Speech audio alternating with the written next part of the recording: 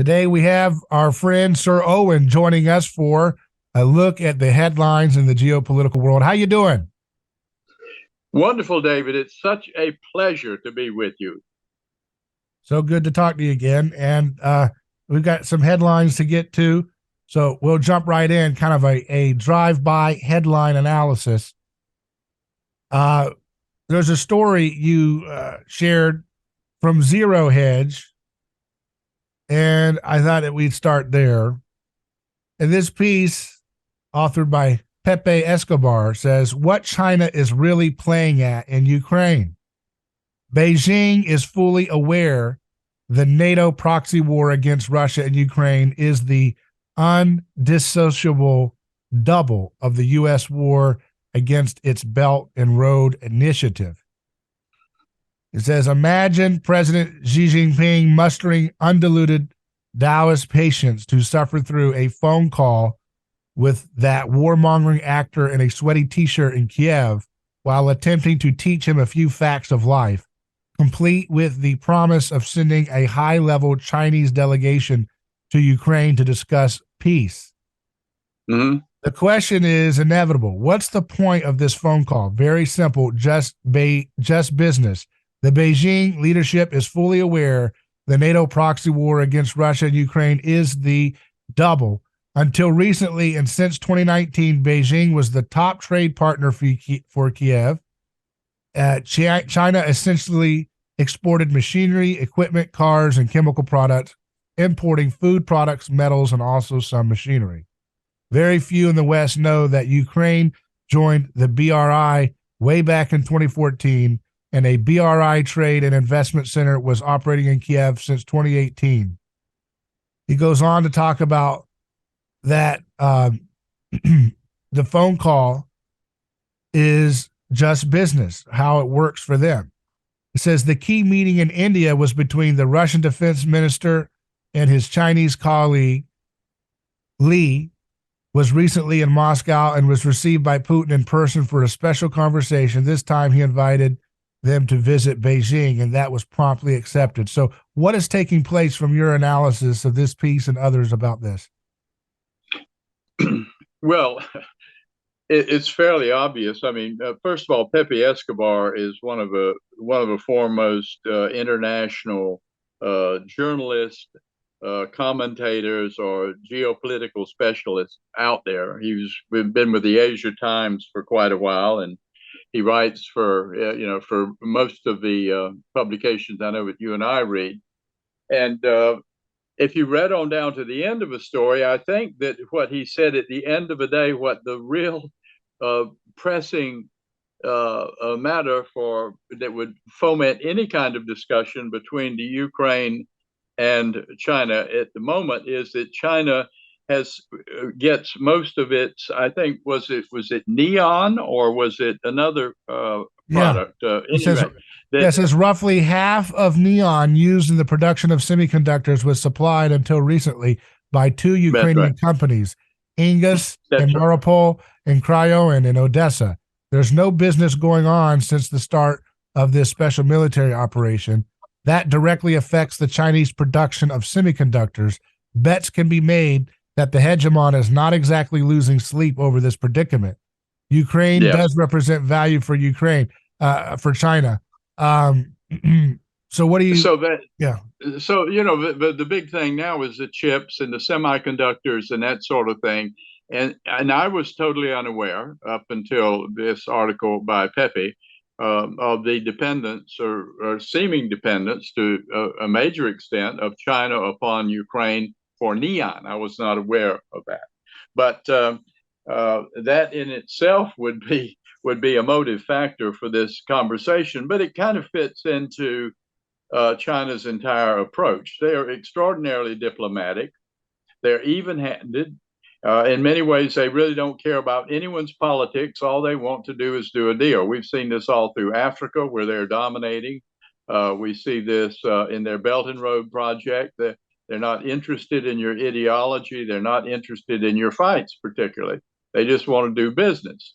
And so this kind of conversation within the context and within that philosophical overview that the Chinese have uh, would make this conversation. But you, but you do notice that it was Zelensky calling Xi, not the other way around. I mean, he's not going to call Zelensky. That would be nodding downhill. He's not going to do that. But I think as long as this conversation is there, um, uh, it's a good thing for Russia. It's a good thing for the Ukraine that there is a third party talking, and that it's not a Western party, because the Western group seems to have lost their senses with respect to this entire Ukraine-Russian conflict. Right. Yeah, Yeah.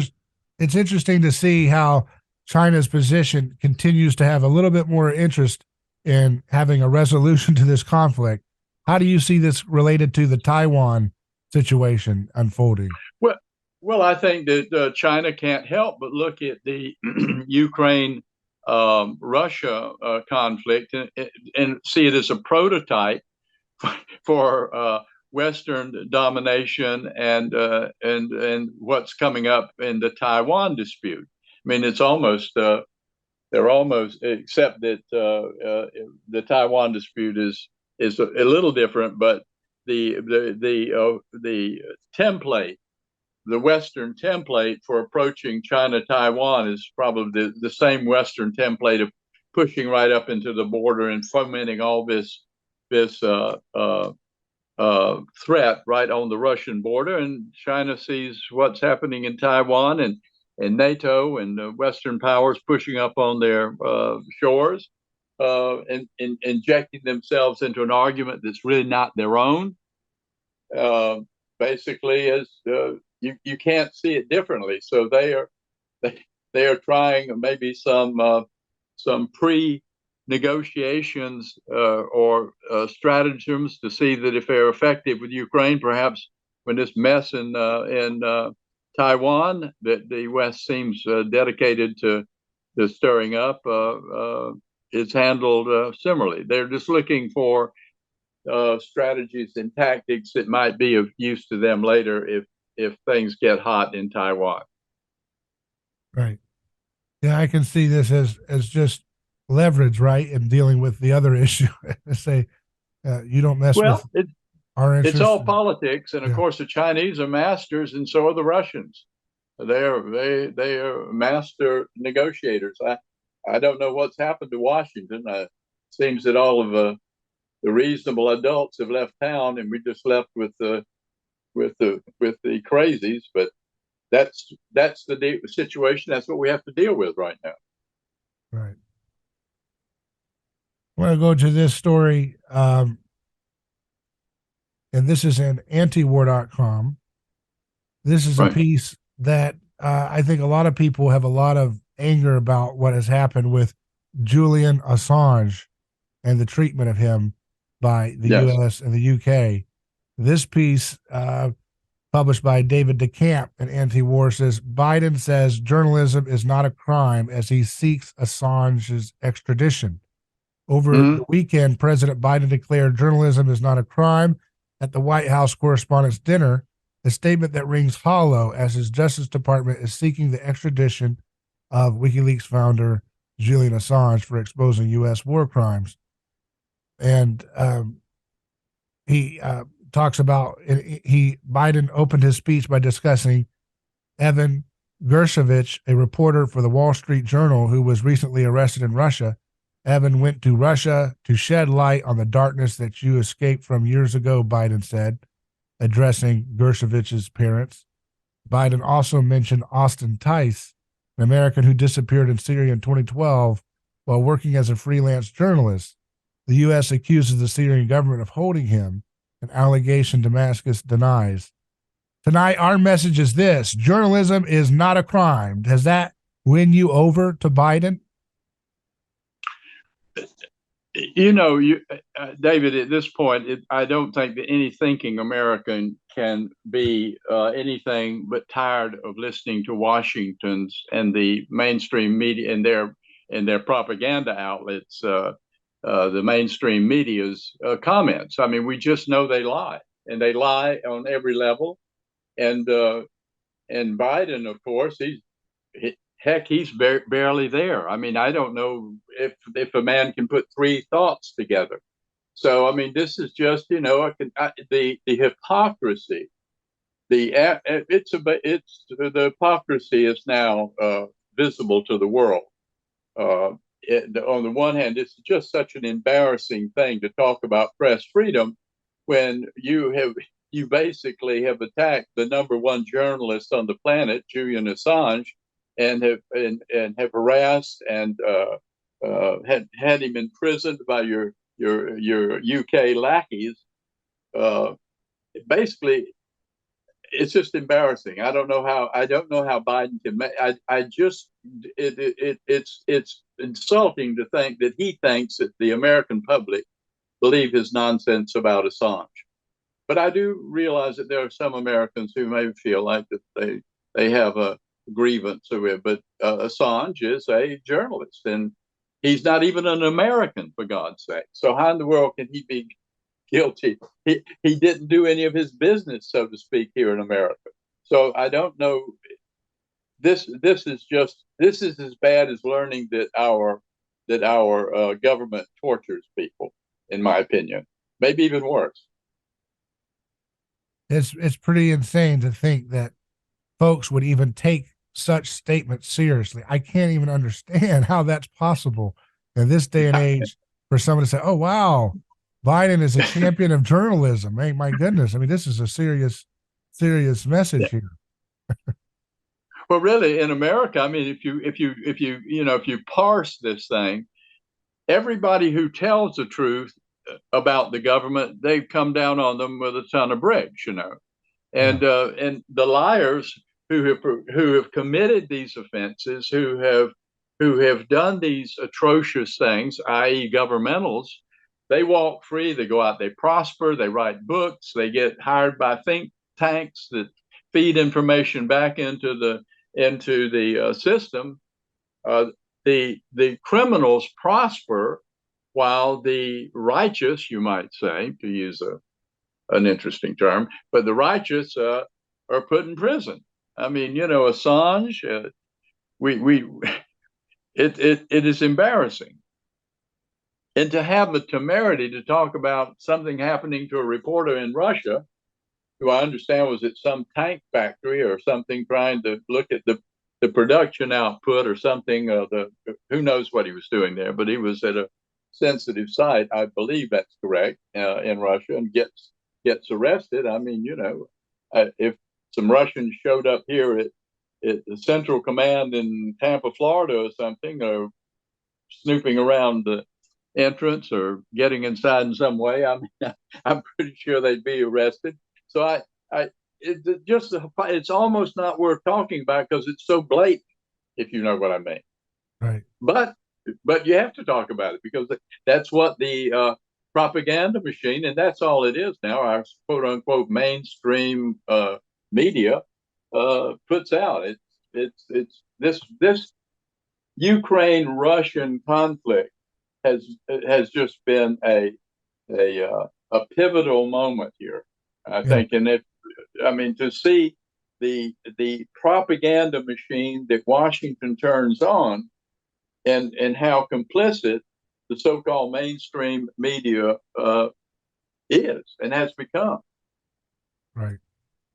Yeah, it's not even, I don't, like you said, it's a kind of an IQ test as to whether you believe what you see in these headlines anymore. Really, how many times?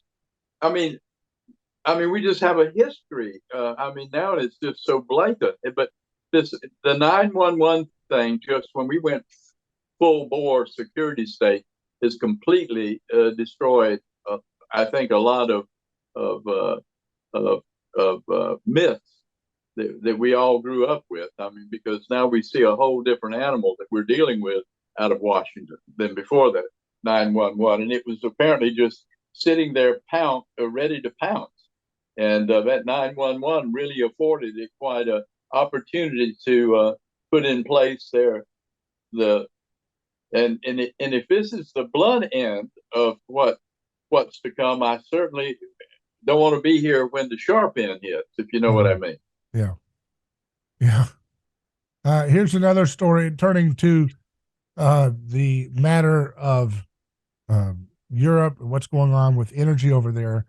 Germany celebrates fealty to anti-human depopulation lobby with shutdown of nuclear energy sector.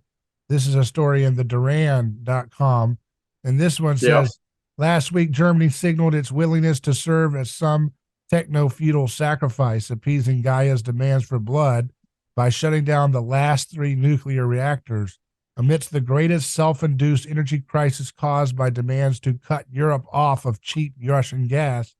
Germany's Minister for the Environment, Steffi Lemke, stated with all the confidence of a devoted cult member, the position the position of the German government is clear. Nuclear power is not green, nor is it sustainable.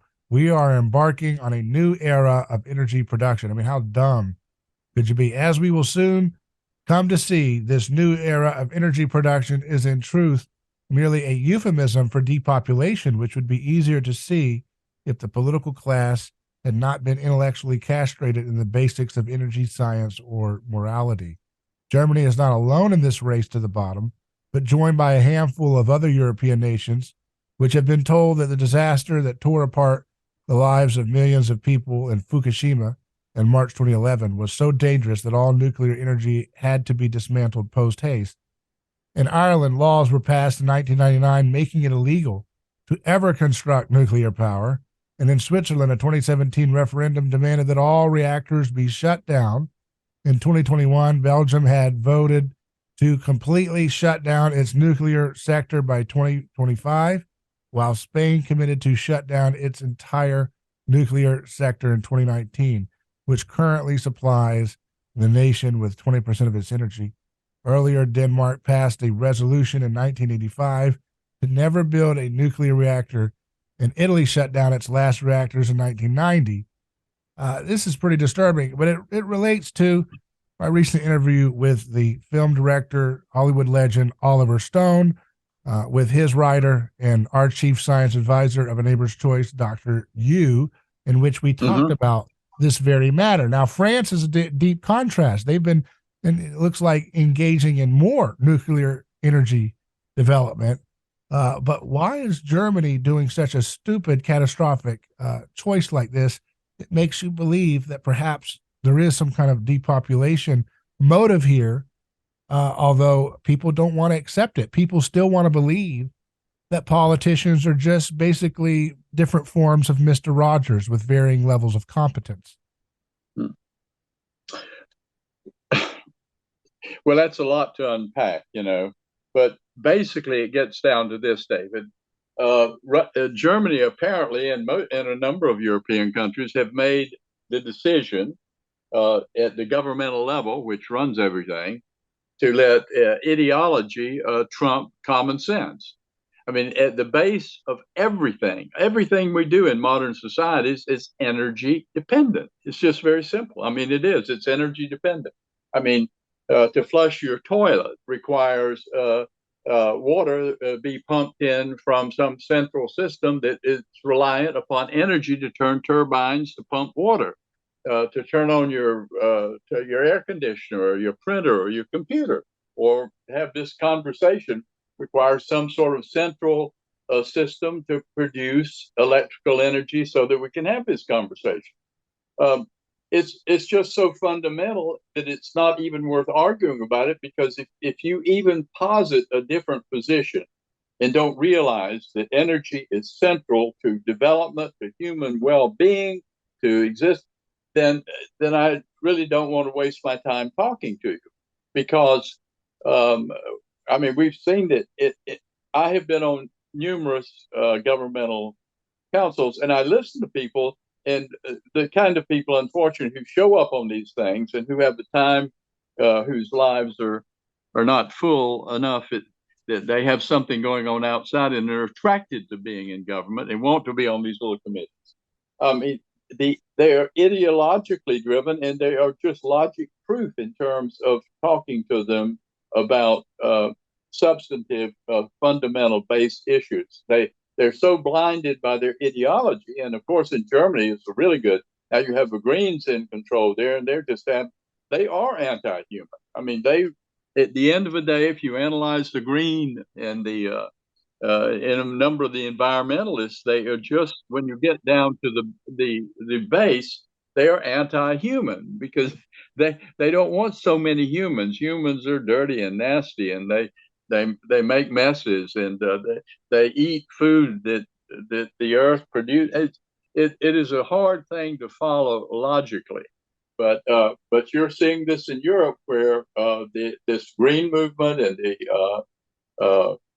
the climate people have all, they see common cause in this, and quite frankly, they don't mind if people uh, are inconvenienced or even pushed out of a system. They are anti-human, but you see it. But by the way, Hungary is not cutting back on its Viktor Orban over there is not cutting back on his nuclear production abilities, and in fact, he has a couple of plants, I believe, under construction, and says that he is not going to allow any more EU sanctions against against nuclear power. But quite frank, you can't believe that these developed, very sophisticated nations are, in essence, over this Ukraine-Russian thing, have basically committed societal suicide. I mean, they're shutting their power off. I mean, the thing that made Germany such a powerhouse and how it was able to be the number one economic power in the EU was it's a cheap energy from Russia. Well, that's gone now, apparently. And to make just sure, I guess someone, I think we know who, blew up the Nord Stream pipeline. So, not only have they handled it politically, they've handled it physically, if you know what I mean. Uh, I just believe that if we have a little bit more next winter, if next winter is bad, it'll be interesting to see. Although I think the Ukraine Russian dispute is going to be resolved before then. But it's just interesting to see. I mean, the Germans must know that not only that, but they're very large manufacturers who now have had all their power cut off, are relocating to guess where? The United States. Right. I mean, duh. Doesn't the EU know what's been done to them? It's become so costly to live now because of the constraints on energy and the extreme high cost of energy and food from Ukrainian and Russian wheat and other products that the people are moving to America to manufacture their products, and but you just can't believe these countries are so dumb as to do what they did. And Finland recently joins NATO. Well, Finland has not had any problems with Russia, and they now want to become apparently, if and America is talking about putting a base in Finland now, we're going to have exactly the same situation as Ukraine on the well, not exactly, because the Finns are not bombarding the Russian population within their country but you have a U.S. threat again, NATO moving up on Russia's border in Finland. So it's hard to understand, David. At this point, it seems to be beyond comprehension. You just have to stand back and look at the bottom line results. And what I believe, David, very, very sincerely, is that either Russia wins and runs over and achieves whatever their military objectives may be, and probably it's going to be to take Odessa and Transnistria and form a good bulk line there, or it's the end of the world, because the only alternative to Russia winning, when you unpack all of this stuff, the only alternative to Russia winning is thermonuclear war. Wow. Global thermonuclear war, and then it's all over. So either Russia wins, or you and I will say sayonara, and our friends they'll at some point. We probably won't. Actually, we won't have an opportunity to. It'll probably just be uh, very instant, hopefully. Yeah. I I I I want to go back to this statement real quick. How can Okay, Germany say that the nuclear energy is not green or sustainable? I mean these people that's are true. just what it's insane. Well, they just have a an aversion. I don't know. I mean, you see how I've seen a lot of insanity here. COVID and these things all have stirred up a lot of people, and people have behaved. I've seen people behave in mass numbers in very astonishing ways here in the last 3 years. So I don't know how they could. It from and I know the science. Probably nuclear energy is the most clean kind of energy, Right. uh, and there are some issues with storing the the uh, the byproducts of nuclear energy, but those can be addressed, and they have been addressed fairly well. But I mean, electric cars, for God's sakes. Let's talk about this thing that they push. These electric cars, good God, the havoc they wreak in the countries where they are pulling the lithium out of the ground to make the batteries uh, is mind-boggling. Yeah. Mind-boggling. I mean, Yeah. I think, and honestly, I hope I'm wrong about this because I like that, but I think it's a complete ripoff. And people are going to start realizing that when they realize that, 3/4 to half of the cost of an electric car is a battery, and those things wear out after a period of time. And they're doing it now. Some of the early Teslas, and the things are 15, 20, $25,000 to replace. So, and they're going to get more expensive because of what you're seeing right now. Right. And Yes. anyway, we can talk all day about these things, but to go back to your basic question, what you have in the EU and in much of a Western world is this ideological mindset that has in large part completely obviated reality Mhm. as far as they're concerned. I mean, people seem to be, and I mean, you've seen it in political situations. You see this kind of madness amongst people. They hate something or they love something unconditionally without any kind of intellectual substance. Yeah. Robert F. Kennedy Jr. is running for president. He tweeted out yesterday, Russia announced today that the Kremlin has been attacked by armed drones, presumably from Ukraine. Imagine how we would respond if Russian backed forces launched a drone strike on the capital. We must stop these deranged attempts to escalate the war. He said after successfully defusing the Cuban Missile Crisis, President John Kennedy warned against ever again forcing Russia to choose between the national humiliation and nuclear war. We should heed his advice. Well, that's exactly what I just said about. I said, either what Russia wins this thing or forget it. It's going to be thermonuclear war. There's no other option. That's going to happen. So, but as far as Washington, I don't believe Washington. This one is I don't believe that Washington or we were involved in this particular thing. And I don't think it was any particular, in the beginning, concern to the Russians because they waited, 24, 48 hours before even saying anything about it. And uh, there was absolutely no threat to Putin. But the whole thing, and I think Russia thought about it a while, says, yeah, it's pretty simple.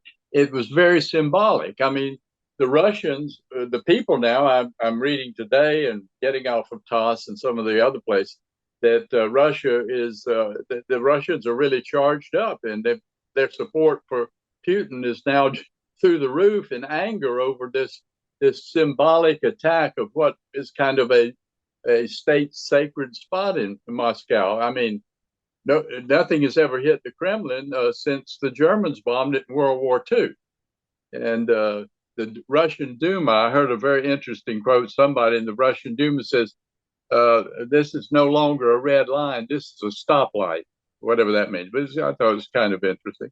And Zelensky, interestingly enough, the Ukrainians are trying to distance themselves from it. They're not making a big propaganda deal out of it. And in fact, Zelensky, not knowing what Russians might do, in my opinion, has flown off to the hideout at The Hague to talk to the International Criminal Court about something, whatever he's talking to them about. But he's out of town now. You notice right after this attack on the Kremlin has become kind of out there in the propaganda world. But there's a lot of talk out there, but I don't think there's going to be any particular attack or retribution to destroy Kiev. I mean, after all, Russia wants a functioning entity when they finally take over. They don't want complete annihilations, and Russians do not target civilians. And at this point, they really don't do it. It's not their style. That's Washington, shock and awe. They target everybody. Go in there. You think that Russia will eventually take over Kiev? Is that their goal or ambition? Not necessarily take over Kiev, but they will take over the area they want, but they would like to keep a friendly government functioning, or have the ability to have a functioning friendly government in Kiev. I don't really see them taking Kiev, but who knows? I mean, I don't know. I haven't spoken to Putin about it lately, but